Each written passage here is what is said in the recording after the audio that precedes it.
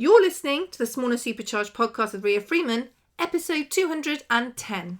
Well, hello there, Small and Supercharged podcast listeners. I hope you're having a brilliant, I'm going to say Wednesday, but because the podcast comes out on a Wednesday doesn't mean you're listening on a Wednesday. You could be listening on a, Sunday night, I don't know.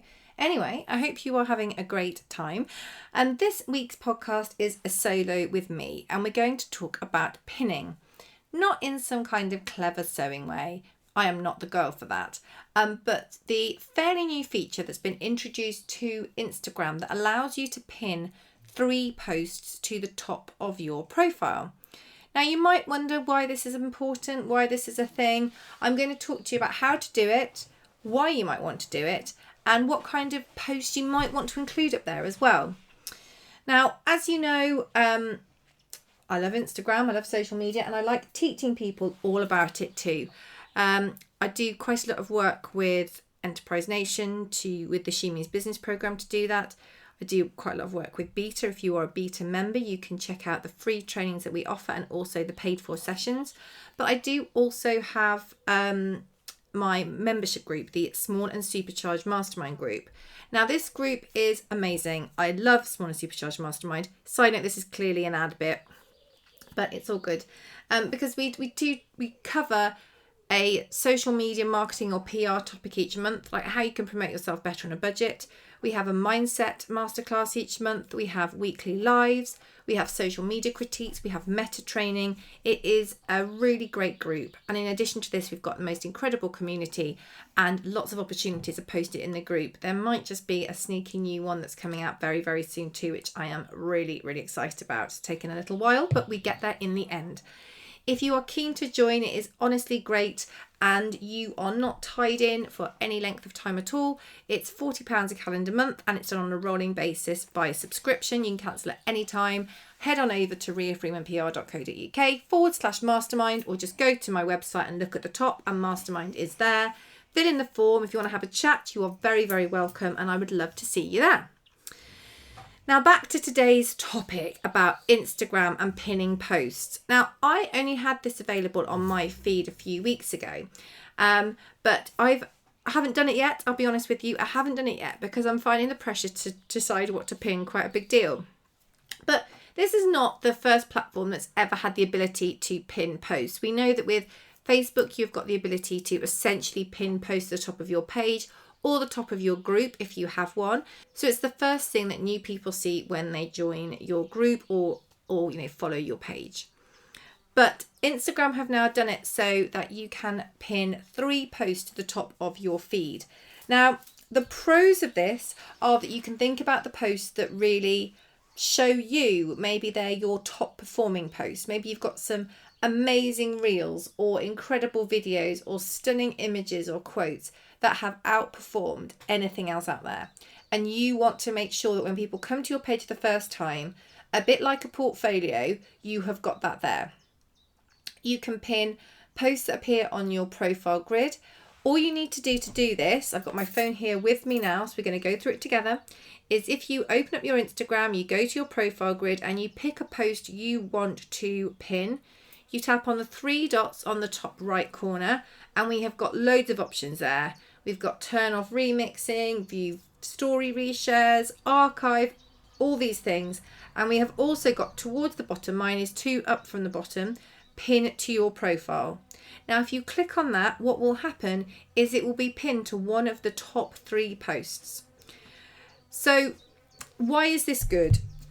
As I said, you could use it so when people stumble across your profile for the first time, they are greeted by 3 posts that really show what you're about, that show the different aspects to your brand and the different aspects to your business, and they can see what you're about. You could have the 3 posts that you're the most proud of. They may not be the highest performing, but ones that really mean something to you. So again, when people sign up, when people follow you, they see all of a sudden what makes you tick, what's important to you.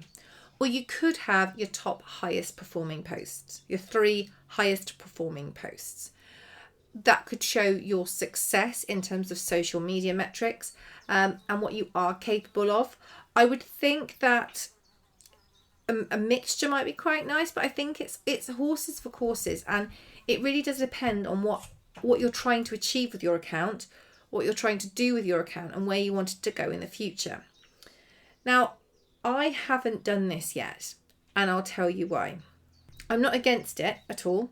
I think it's actually a really good concept. I do pin things on my Facebook page and on my Facebook groups regularly, but I just haven't taken the step with Instagram yet. And I think there are a few reasons why. One is that when we post to Instagram, we're posting current stuff all the time, aren't we? And I like to think ahead, in the present or ahead. I don't like thinking back that much. I think that could just be the way I'm wired. So if I'm seeing an old post at the top, for me, I'm not sure that would sit particularly well. I also think that when I visit someone's profile grid, depending on why I'm there, depending on what I'm looking at, I like to see their most recent posts and the most recent part of their story and their journey. Because if you used to post loads and loads and loads and you've got really, really high, views on Reels, you've got lots of engagement, but then you've maybe had a massive clear out and you've changed direction in your brand and business, I'm not sure if having the 3 highest performing ones from whenever ago is a true reflection of where you are today. I might be overthinking this. This has happened before. So I don't know. I think it's a nice idea though, that you can sort of showcase your best bits. And I think that's probably one of the functions of the highlight feature on stories, that you can do that. Another thing that I have heard, another reason why someone else doesn't like it, not me, I haven't really thought about it on this level, but it's the aesthetic. Lots of people really plan out their grid content and they make sure that they've got an alternating pattern, or they've got similar colours, or they've got something that they like, visually they like. I've seen accounts that move beautifully through the seasons with different colour tones that move through, really stunning. I've seen, there's lots of different ways that people manage their account in a way that makes them feel happy about it. And if you've got 3 posts at the top that aren't cohesive with the overall grid feel for the top, then be the top 2 lines, wouldn't it? It's normally top 3 lines to show 9 posts to be the top 2 lines. That can be a bit jarring as well. So the cons, I guess, are it's not the most relevant, it's not the most recent content. So that's not ideal. But then I think if you've got things that you are super proud of, that you want people to know about you when they fall on your page, and perhaps it's not something that you talk about regularly in a content schedule, then it would make perfect sense to pin something up there. Maybe pin like an introductory video. You know how on YouTube they have, completely forgotten the name, trailers. There we go, trailers. It'd be a good place to pin something like a trailer with what you're going to see if you follow the page, or what your page is about, what makes you tick, what you love, so people know exactly what's going on, and an overview of what they're likely to see if they follow you and if they engage with your content. I don't know the answer to this.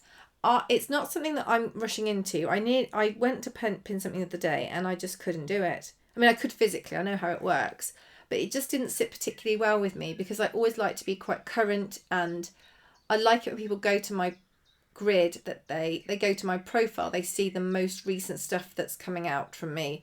So if I've got an event I'm working on, if I have got talks I'm giving, or I tend to try and post stuff that is timely. Not all the time, but I do, if I've got events, if I've got places I'm going to, I want those to be the first things that people see. I like to think as well, I could be wrong here, but I like to think as well that through the content I post regularly, like week on week, I do hit a lot of the points that I want to cover when I am reaching out to customers or potential customers. I like to make sure I've got those all kind of ticked off. So I probably don't see the need as much to do that kind of living CV showcase reel, because I feel like a lot of my content does promote that point. It's a really interesting one, but I do think it's nice that we have got the ability to do it. I think whether or not we take that opportunity is a different subject, and it's a personal choice. You might feel like I do, or you might feel the complete opposite way. If you are, I don't know, if you're a rider, for example, you might want to show your best performances in the arena, in the ring, on the course, because that is what's going to attract people to you to come for lessons, to send their horses to you. That makes sense, because it might be the day-to-day stuff you're putting on as well is really important and matters.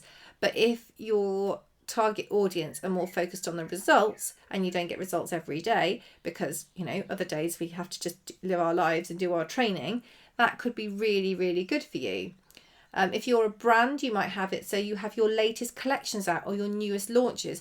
You can unpin and pin new things whenever you like as well.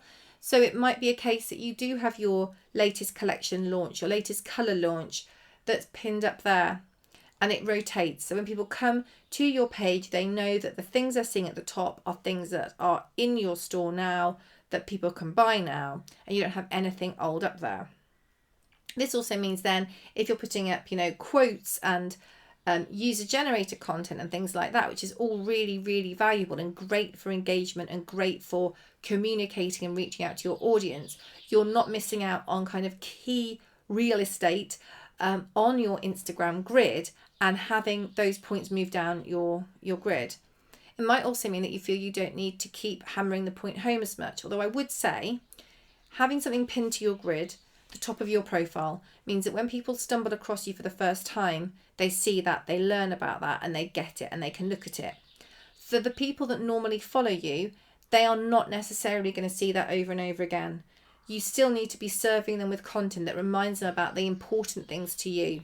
So if you have got a new collection launch, by all means pin it to the top so new people can come along and they can learn about it, but don't let that stop you from posting about it regularly, because it still needs to be appearing in people's feeds when they are opening up their app and they are scrolling through and seeing what's new in their world. So whilst I think it can be good, I think it needs to be considered, and I think you also need to think quite hard about what you put up there. And if you do use this feature, make sure you keep it up to date. If you are doing new launches, new releases, new this, new that, make sure it is new. It's a bit like when you go to someone's website and they say new for 2011 and you think, what on earth, they haven't updated their website since 2011. Are they still going? The great thing about social media is because it's like that constant stream of media, it keeps us current and keeps us fresh. So I think if you do use it, make sure, a bit like changing the cover photo on your Facebook page, if you say sale now on or new collection landed, that you are also factoring your pinned post into your regular social media maintenance, because you don't want them to be out of date, because then whatever points you've made and whatever wins you've made for this is most current, you're going to lose them when they're no longer current and you're talking about your winter collection and it's blazing sun outside. I'd love to know your thoughts on this. Are you going to pin? Let me know on any of the social media platforms you follow me on. I'd love you to screenshot, share to stories. Let me know if you're a pinner or not. I would love to know. I don't think it's something I'm going to do. I'm going to level with you. I don't think I'm going to do it. But that doesn't mean I wouldn't necessarily advise clients to, based on their business. I really do think it's personal choice in how you view your Instagram and what gains you can make. As I said, I'm just looking now. There are clients, one-to-one clients. I would definitely advise them to consider this. So I'd love to know your thoughts. Let me know. There will be a post on the day this is released, so it will be on Wednesday when I'm talking about pinning. And I would really like to know your thoughts as well. Have you pinned? Will you pin? Did you know it was a thing? Not really bothered or very excited? Let me know in all the places. Take care. Thank you so much for tuning in today. I really appreciate your time as always. If you're feeling super generous and got a few minutes to spare, I would love it if you would review and rate the podcast on whichever platform you listen on. It really does mean the world. Thanks so much, and we'll catch up really, really soon. Take care.